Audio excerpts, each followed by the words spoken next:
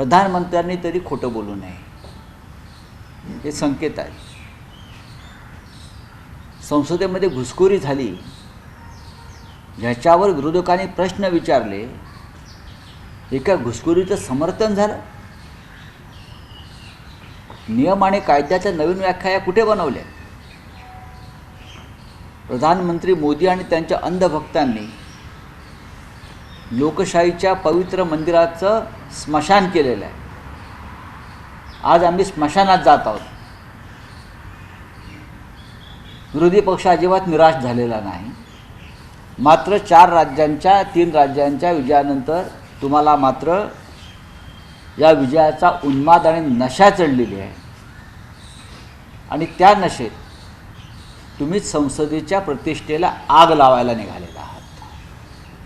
पण तुम्ही जरी आग लावली, अमृत नोनी आर्थो प्लस ये एक प्रूवन फॉर्मूला है. इसमें मौजूद नोनी फल के गुण और आयुर्वेदिक जड़ी बूटियां शरीर को जरूरी पोषक तत्व देने के साथ साथ हड्डियों और जोड़ों के घिसने, उनमें होने वाले सूजन और दर्द को रोकने में मदद करता है. दर्द मुक्त जीवन के लिए अमृत नोनी आर्थो प्लस. तर या देशाची 140 कोटी जनता सती जाणार नाही, ती लढत राहील. काल विरोधी पक्षांची एक बैठक झाली, इंडिया आघाडी. त्या विषयावर चर्चा झाली आणि मला कुठेही निराशेचा सूर दिसला नाही. भविष्यात 2024 साली कदाचित तुमच्यावर निराश आणि वैफल्याने ग्रस्त व्हायची वेळ येईल, हे स्पष्ट झालेलं आहे. प्रधानमंत्री मोदी यांनी काल नेतन्याहू यांच्याशी मला चर्चा केली. मी पाहिलं की कल प्रधानमंत्री जी ने इजराइल से प्राइम मिनिस्टर से चर्चा की regarding Hamas end Israel war. मेरा आह्वान है मोदी जी से, आप नेतन्याहू से उस देश की चुनाव की प्रक्रिया के बारे में चर्चा करिए. इजराइल से हमारे देश में ईवीएम हैकिंग का तंत्र आया है, सबको मालूम है. पेगासस आया है, सबको मालूम है. लेकिन इजराइल में चुनाव बैलेट पेपर पर होता है. अमेरिका में चुनाव बैलेट पेपर पर होता है. आप महाशक्ति की बात करते हो ना, महाशक्ति इस प्रकार से डेमोक्रेसी में चीटिंग करके नहीं बनती. आप खुलकर सामने आइए और लड़ाई करिए. आपकी महाशक्ति का जो आत्मा है वो ईवीएम में है. विरोधी पक्षातले खासदार निलंबित झाल्यानंतर आवाज उठवणार आहात का? कारण सातत्याने आवाज उठवला गेला. नाही बघा, की हुकुमशाही आहे, पण आमची अशी मागणी आहे, ईव्हीएम जे आहे त्याच्याबरोबर जे ते स्लिप येते, व्हीव्हीपॅट, त्या व्हीव्हीपॅटचं 100% काउंटिंग व्हायला हवं, ही मागणी आहे आमची. व्हीव्हीपॅटचं 100% काउंटिंग हे व्हायलाच हवं. ती व्हीव्हीपॅट जी स्लिप आहे ती त्या मतदाराने पाहून बॅलेट बॉक्समध्ये टाकायला हवं. सर, आता विरोधी पक्षातील खासदारांचं निलंबन झाल्यावर शिवसेना तुमचा जो पक्ष आहे त्याचेच फक्त खासदार आता आहेत की जे विरोधी पक्षाचे नाही, आम्ही लढत राहू ना. तर तुम्ही आज काय तुमची आम्ही लढणार आहोत या देशातला हुकुमशाही विरुद्ध, लोकशाहीची जी हत्या सुरू आहे त्याविरुद्ध. आम्ही काय मिंधे नाही आहोत ना गुडघे टेकायला. लोकशाहीच्या रक्षणाची जबाबदारी ही आमच्याही खांद्यावर आहे. लोकशाहीचं मंदिर मोडून काढायचं आणि राम मंदिराचं उद्घाटन करायचं, लोकशाहीच्या मंदिराचं स्मशान करायचं आणि अयोध्येत जाऊन राम मंदिरात पूजा करायची किंवा उद्घाटन करायचं, हे ढोंग आमच्याकडे नाही. राम मंदिर आणि लोकशाहीचं मंदिर, दिल्लीतलं संसद यांची प्रतिष्ठा राहायला पाहिजे. जर दिल्लीतल्या सर्वोच्च लोकशाही मंदिराचं स्मशान करून तुम्ही राम मंदिरात जाऊन नौटंकी करणार असाल तर तो राम तुम्हाला पावणार नाही. इंडिया आघाडीच्या बैठकीत मल्लिकार्जुन खरगे यांचा नेतृत्व म्हणून चेहरा समोर आला. 16 पक्षांचा पाठिंबा आहे. होय, खरं आहे. युबीटीनं असं आग्रहीपणे म्हटलं होतं की समन्वयक नेता या बैठकीत घोषित. काल प्रथमच या विषयावर चर्चा झाली. आतापर्यंत 3 बैठका झाल्या, पाटणा, बँगलोर आणि मुंबई. त्याच्यावरती या विषयावरती खुलेपणानं चर्चा झाली नव्हती. काल त्यावर चर्चा झाली आणि त्या चर्चेचा दरवाजा उघडला. बहुसंख्य पक्षांनी, प्रमुख पक्षांनी मल्लिकार्जुन खरगे यांच्या नावावर चर्चा घडवली. त्याच्यावर चर्चा झाली आणि ती चर्चा ही अत्यंत सकारात्मक झाली. काल माननीय उद्धव ठाकरे शिवसेना पक्षप्रमुख हे काल आणि परवा दिल्लीत होते. त्याने महत्त्वाच्या भेटीगाठी बैठका झाल्या, इथेही झाल्या, सफदरजंग देनला बाहेरही जाऊन त्यांनी मग ममता बॅनर्जी असतील, अरविंद केजरीवाल असतील, त्यानंतर इंडिया गटाची बैठक सुरू होण्याआधी तासभर आधी साधारण राहुल गांधी आणि खरगे यांची स्वतंत्रपणे बैठक झाली उद्धवजींबरोबर आणि त्यात या सगळ्या विषयांवर चर्चा झाली. मल्लिकार्जुन खरगे यांच्या नावाचा प्रस्ताव काल समोर आला, पण अर्थात काँग्रेस पक्ष हा एक वेगळ्या पद्धतीनं काम करणारा पक्ष आहे. त्या पक्षात आता चर्चा होईल आणि त्यानंतर आम्ही निर्णयापर्यंत येऊ. उद्धवजींचा पाठिंबा आहे. हा, उद्धवजींनी विरोध केल्याचं तुम्हाला कुठे दिसतंय का? नाही, पण पाठिंबा आहे तरी कुठे बोलले? हा, मी विरोध केल्याचं म्हणतोय का कुठे? नाही, पाठिंबा आहे का मी हे विचारतोय. काल आपल्याकडे जर इतकी माहिती आहे हां. तर मग आपण त्या बैठकीत काय झालं आणि कोणी काय चर्चा केली ही माहिती घेऊन द्या, म्हणजे तुमच्याकडे पूर्ण माहिती येईल. नाही, पण राऊत साहेब घोषणा का होऊ शकली नाही? काँग्रेसचा हा जरी अंतर्गत विषय असला का? तरी मल्लिकार्जुन खरगे हे बैठकीत सर्व मान्य झाले तरी अजून होईल ना, काही प्रक्रिया पूर्ण करायच्या असतात. याला जाऊन एक प्रश्न आहे, राहुल गांधी नको म्हणून खरगेंचं नाव पुढे नाही, राहुल गांधींना कोणत्याही सत्तेच्या पदावर येण्याची इच्छा नसून राहुल गांधी हे इंडिया आघाडीचा एक प्रमुख चेहरा नक्कीच आहेत. ते त्यांच्या संघटना बांधणीवर लक्ष देत आहेत, काँग्रेस पक्षाच्या बांधणीवर लक्ष देत आहेत आणि मला असं वाटतं की अत्यंत विचारपूर्वक आणि सगळ्यांशी चर्चा करून कालच्या बैठकीत ते प्रस्ताव आलेले आहेत. राऊत साहेब आता जेव्हा प्रस्ताव येतो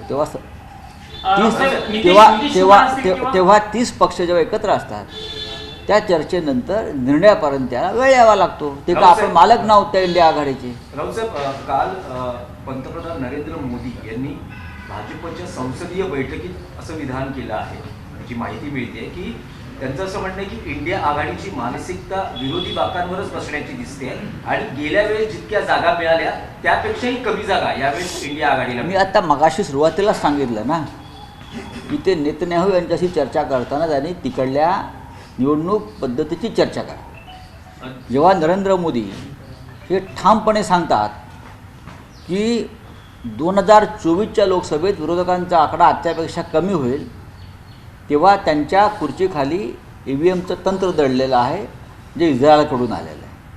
आम्ही असं म्हणतो की जगभरात EVM हे भंगारात टाकलं असताना तुम्ही जो EVMचा उद्घोष चालवलेला आहे त्यामागचं कारण आणि त्यामागचं तुमचं तंत्र अगदी आम्हाला समजून सांगा. आणि मगाशी म्हणालो ना, VVPAT हे 100% काउंट करा, आम्ही EVMला मान्यता देऊ. VVPAT स्लिप येते, 100% काउंटची तयारी तुम्ही का दर्शवत नाही? तुमच्या मनामध्ये पाप का आहे? विरोधी पक्ष अजिबात निराश झालेला नाही. 3 राज्यांच्या निवडणुकानंतर 3 राज्यांच्या निवडणुकाचे निकाल तेलंगणासह इतर 3 राज्य, बरं का, याच्यामध्ये निराश व्हावं असं काही नाही. लोकशाहीमध्ये मागच्या वेळेला ह्या 3 राज्यात काँग्रेस जिंकली होती, यावेळेला भारतीय जनता पक्ष जिंकला, हे स्पष्ट आहे. याचा अर्थ 2024ला त्या राज्यामध्ये हेच निकाल लागतील असं कोणी खात्रीनं सांगू शकत नाही. नरेंद्र मोदी काय सांगतात, मी मगाशी म्हणालो की विजयाचा अहंकार, विजयाची नशा आणि विजयाचा उन्माद हा अंधभक्तांना चढलेला आहे आणि अंधभक्तांना जेव्हा हा उन्माद चढतो तेव्हा त्यांना एक वेगळी नशा असते. ही नशा 2024ला उतरेल. लालू प्रसाद यादव असतील किंवा नितीश कुमार असतील यांनी खरगेंच्या नावाला विरोध केल्याच्या काही बातम्या आल्या होत्या, अजिबात नाराज नाही. असल्याचं देखील चर्चा होत्या. बघा, कोण कशाला नाराज होईल? एखाद्या आघाडीमध्ये कोणी 100% सहमत एखाद्या विषयावर असतो असं नाही. NDAच्या बैठकातसुद्धा जेव्हा आम्ही त्या बैठकात असायचो तेव्हा अनेक विषयांवरती सहमती होत नव्हती. अटल बिहारी वाजपेयी प्रधानमंत्री झाले तेव्हा अडवाणीसुद्धा एक उमेदवार होते, लक्षात घ्या, विसरू नका तुम्ही. आणि अडवाणी हे रथयात्रेचे जनक आणि महानायक होते आणि त्या महानायकानं हिंदुत्वाच्या जे वातावरण या देशात निर्माण केलं त्याच्यामुळे भारतीय जनता पक्षासह आम्हाला सगळ्यांना राजकीय फायदा झाला, हे विसरू नये. पण तरीही अडवाणींच्या नावाचा विचार होऊनसुद्धा ते प्रधानमंत्री होऊ शकले नाही. राऊत साहेब जागा वाटपाच्या फॉर्म्युल्यावर काय ठरले आहे? नक्की ठरलेलं आहे कारण आता जागा बैठका झाल्या त्यात तारीख पण ठरली होती. आता या बैठकीच्या वेळेला जागा वाटपावरती सविस्तर चर्चा झाली. त्यासाठी काँग्रेसने एक स्वतंत्र कमिटी स्थापन केली. महाराष्ट्राचं म्हणाल, मी महाराष्ट्राचं सांगेन. उद्धव ठाकरे, माननीय उद्धव ठाकरे हे जेव्हा राहुल गांधी आणि खरगे यांना भेटले, वेणुगोपालसुद्धा उपस्थित होते, आम्ही होतो, तेव्हा त्यांनी सांगितलं की माननीय शरद पवार, त्यांचा राष्ट्रवादी काँग्रेस पक्ष आणि शिवसेना यांच्यामध्ये जागा वाटपाबाबत कोणतेही मतभेद नाहीत. आमच्यामध्ये कमालीचा संयम आणि समंजसपणा आहे. फक्त काँग्रेस पक्षाच्या बाबतीत त्यांना वारंवार दिल्लीत विचारावं लागतं. त्याच्यामुळे आमची अशी भूमिका आहे की महाराष्ट्रातील जागा वाटपाची जी चर्चा आहे काँग्रेसबरोबर ती दिल्लीतच व्हावी. महाराष्ट्रात आम्ही चर्चा करणार नाही. ही चर्चा दिल्लीत वरिष्ठांसमोर होईल आणि त्यातून एका दिवसामध्ये हे निर्णय घेतले जातील आणि त्या भूमिकेला राहुल गांधी आणि खरगेजींनी सहमती दर्शवली. नाही, पण महाराष्ट्रातला जागा वाटपाचा फॉर्म्युला काही ठरला आहे का? तो आम्ही बसून ठरवू ना. एकदा आमचं ठरलं की दिल्लीत चर्चा करावी. उद्धवजी येतील, माननीय शरद पवार साहेब येतील. खरं म्हणजे शरद पवार साहेबांना भेटीचं आमचं ठरलं होतं, पण काल उद्धवजी थांबले नाहीत. पण इतर प्रमुख नेत्यांच्या बैठका झालेल्या आहेत आणि माननीय पवार साहेबांचा आणि आमचा संवाद अत्यंत उत्तम आहे.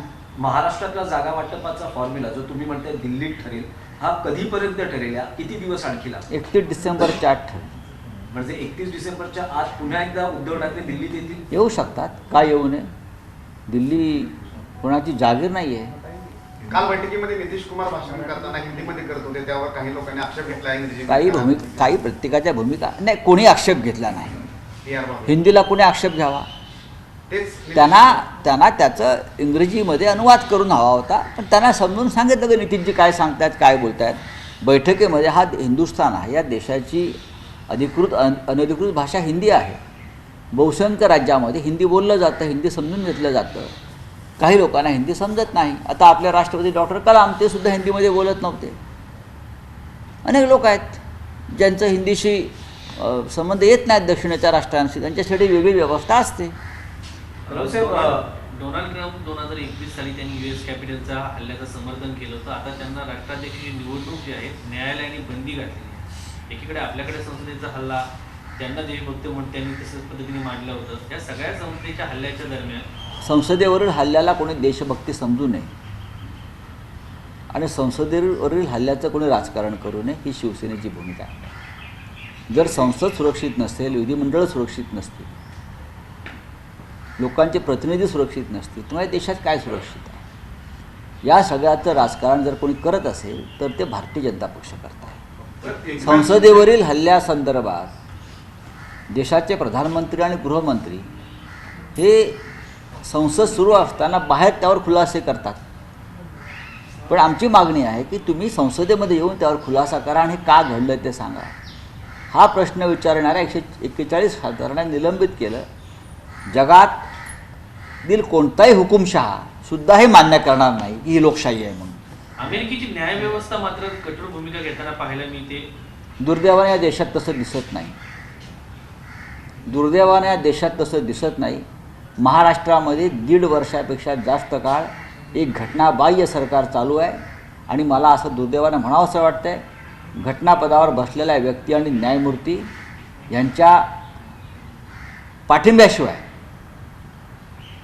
अशा प्रकारची घटनाबाह्य सरकार चालत नाही. मुख्यमंत्री आज रेशम बागेत आहेत. मुख्यमंत्री आज रेशम बागेत गेले. हो, त्यांना रेशमाचे किडे घेऊन गेले असतील. साहेब, आमदार अपात्रता प्रकरणी आज अंतिम सुनावणी विधानसभा अध्यक्षांपुढे आहे.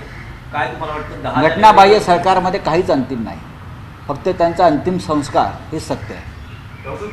आणि मराठा आरक्षणावरही काल मुख्यमंत्र्यांनी विधिमंडळात निवेदन केलं. त्यांनी म्हटलं की फेब्रुवारीमध्ये या आरक्षणाबाबतीत विशेष अधिवेशन बोलवलं जाईल.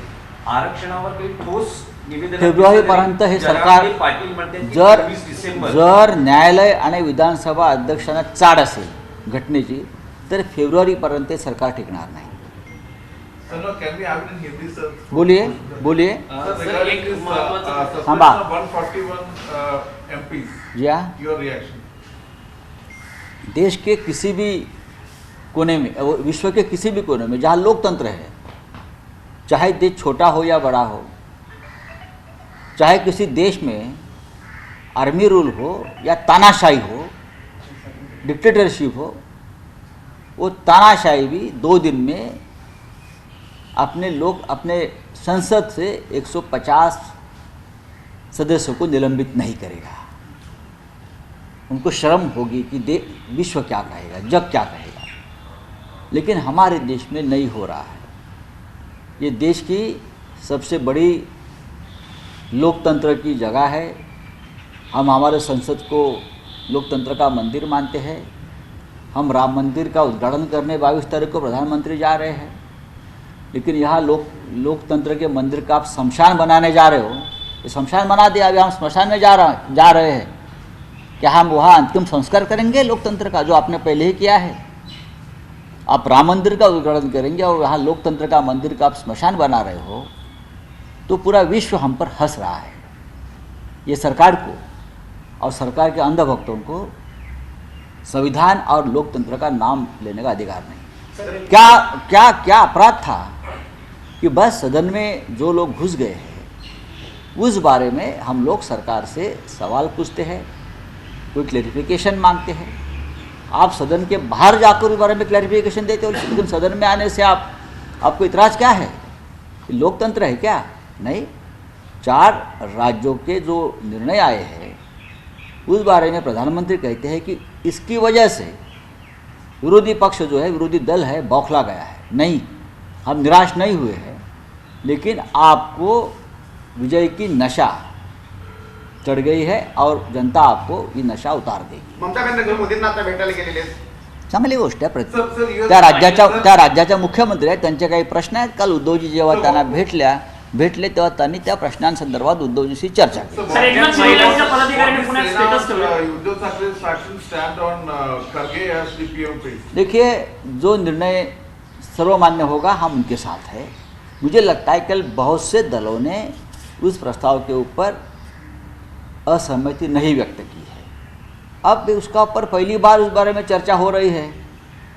मुझे लगता है कांग्रेस पार्टी के बारे में अगर मैं कहूँ तो उनकी एक प्रक्रिया होती है निर्णय लेने।